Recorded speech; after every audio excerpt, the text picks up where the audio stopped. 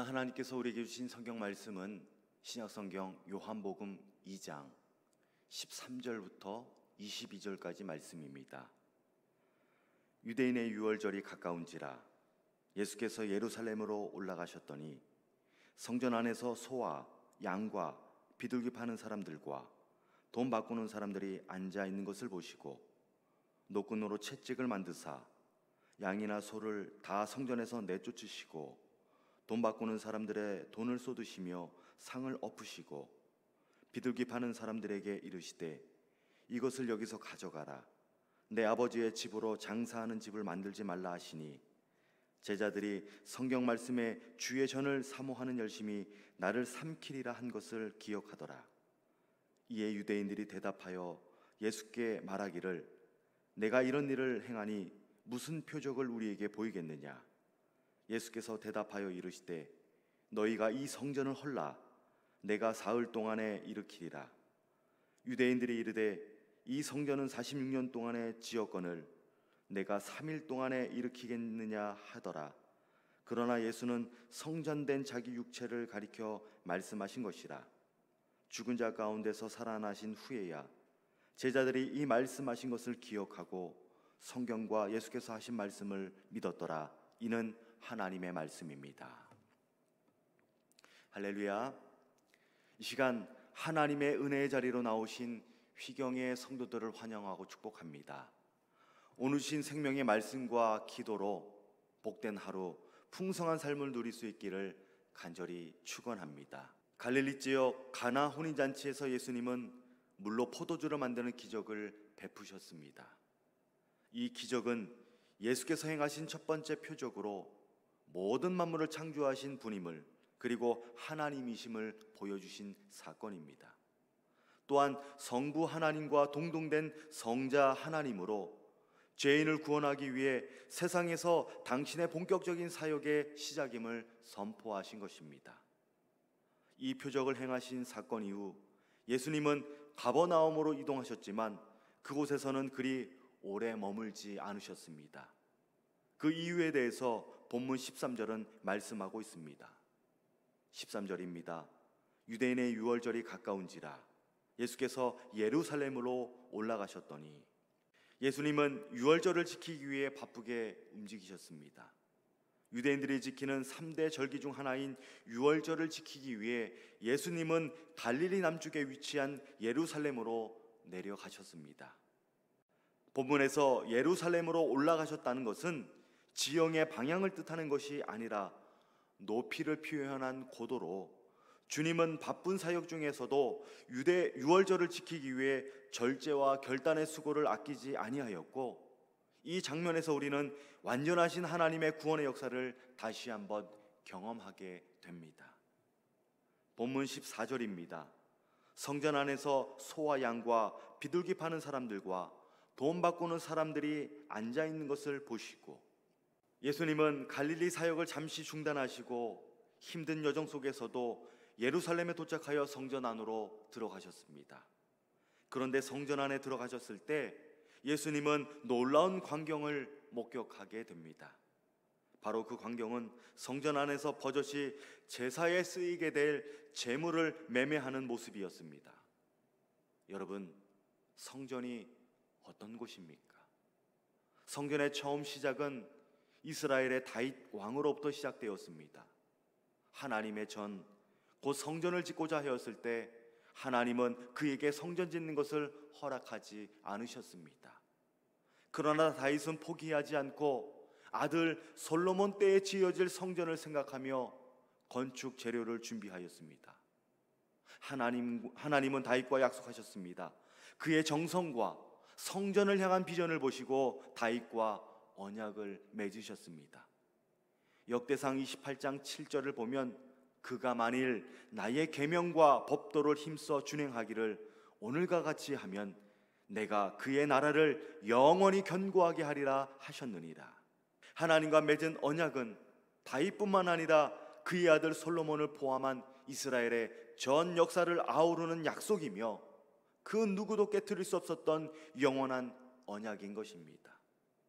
다시 말해 성전은 외형적인 모습의 건물이 아닌 눈에 보이지 않은 약속인 것과 동시에 하나님을 알고 온전한 마음과 기쁜 뜻으로 섬겨야 할 믿음의 대상인 것입니다.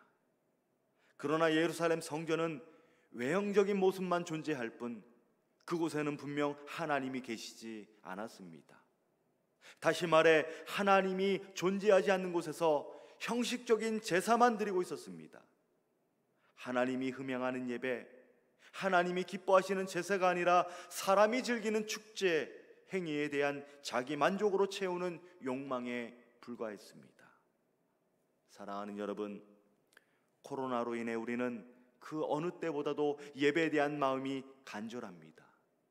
예배에 대한 사모함이 함께 모이지 못해, 함께 나누지 못해 더 안타깝게 느껴집니다. 믿음의 성도들의 얼굴이 그립고 각 가정의 소식이 궁금하고 함께 교제하지 못해 채워지지 않는 공허함이 더 마음을 아프게 합니다.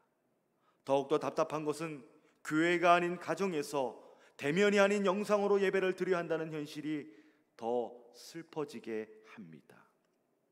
오늘 여러분들은 어떠한 마음가짐으로 하나님께 예배를 드리고 있습니까? 하나님께 예배하지 못하는 공허한 마음을 무엇으로 채우고 계십니까? 예배는 공간이 아닌 순간입니다. 제한된 시간, 정해진 공간이 아닌 매 순간 하나님을 찾고 왕 되신 여호와 하나님을 예배해야 합니다. 뿐만 아니라 정성된 마음과 온전한 믿음을 가지고 하나님께로 나아가야 합니다. 몸에 배인 익숙함을 벗어버리고 날마다 새로운 모습으로 하나님을 만나야 합니다. 형식에 치우친 겉모습을 걷어내고 성령의 실체로 채우며 나의 마음과 나의 삶을 통치하시는 다스림을 받아야 합니다.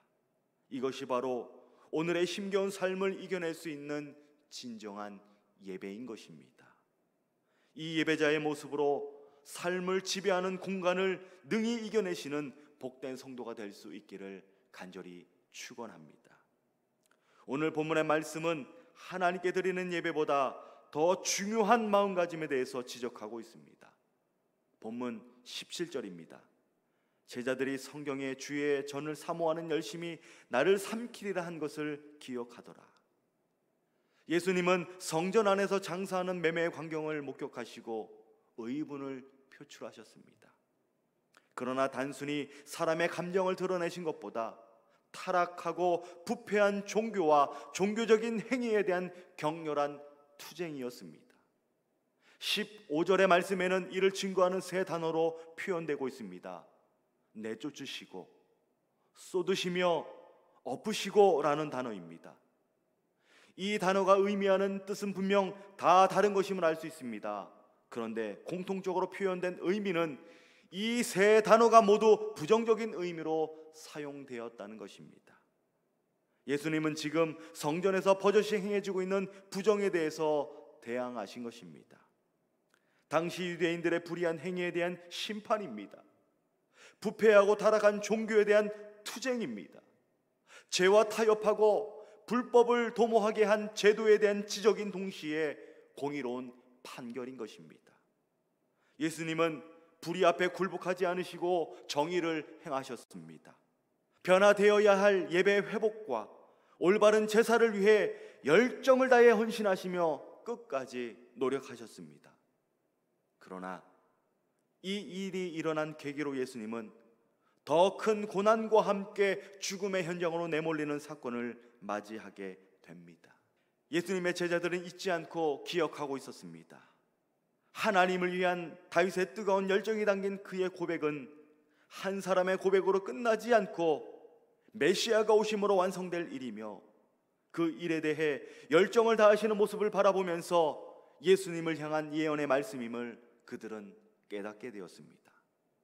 사랑하는 여러분, 최근 일어난 코로나의 확산으로 인해 기독교계를 비롯한 여러 교회들이 사회적인 논란의 중심이 되고 있습니다.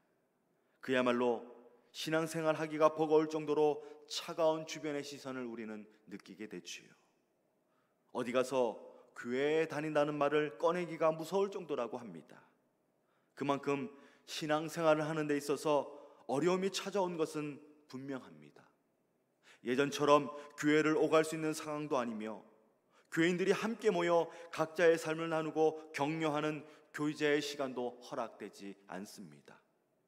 그러다 보니 신앙적으로 위축될 수도 있고 고립되었다고 생각할 수도 있고 피해의식에 사로잡혀 현실에 애써 외면해버리기도 합니다. 즉 영적인 무기력에 빠질 수 있습니다. 여러분, 우리가 영적인 무기력에 빠졌다는 것은 무엇을 의미합니까? 신앙의 길을 잃었다는 것입니다. 선명하게 보이던 길이 희미해지거나 가야 할 목적지를 잃어버리거나 상실했을 때 신앙의 여정을 걷던 발걸음을 멈추고 우리는 주저앉게 됩니다. 이때 우리에게 가장 필요한 것이 바로 열정입니다.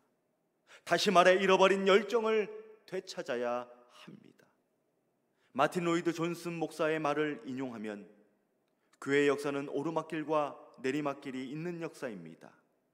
내리막길에 있을 때 교회에 생명과 활력의 표시가 거의 나타나지 않습니다. 그때 사람들은 이젠 죽었어, 이젠 끝났어 라고 말합니다. 지금 우리가 살고 있는 이 시기에 사람들이 교회를 보고 이젠 끝났어 라고 말하지 않습니까? 그러나 아직 끝나지 않았습니다.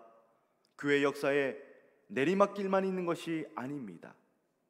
끝났다고 여겨지는 그때 부흥의 불꽃이 발하됩니다.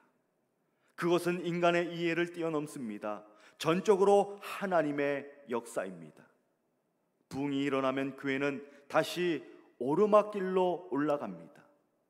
부흥은 그 생명을 일깨우고 자극해서 다시 밖으로 끌어내는 일을 의미합니다. 부흥은 교회의 삶에 비상한 은총과 활력이 다시 나타나는 것입니다.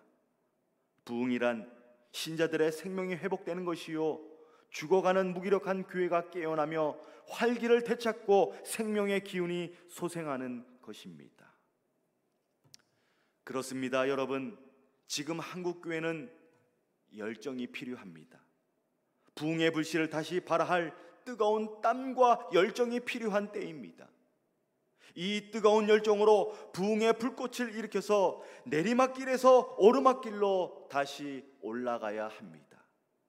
인간의 이해가 아닌 하나님의 전적인 역사 속에서 비상한 은총과 활력을 손에 쥐고 믿음의 성도가, 아니 오늘날 한국교회가 부흥과 회복의 역사를 반드시 이루어내야 합니다. 이 위대한 역사 속에 여러분들이 함께 있습니다.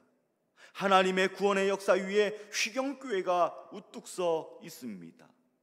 이 거룩한 아침, 하나님께서 주시는 열정을 가지고 부흥의 역사를 은혜로 맞이하시는 휘경의 복된 성도가 될 수 있기를 주님의 이름으로 축원합니다.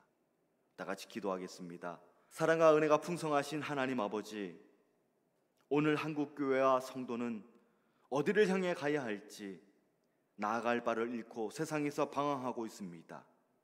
무기력한 모습으로 예배하지 못하는 절망으로 오늘의 힘겨운 삶을 어렵게 살아가고 있습니다.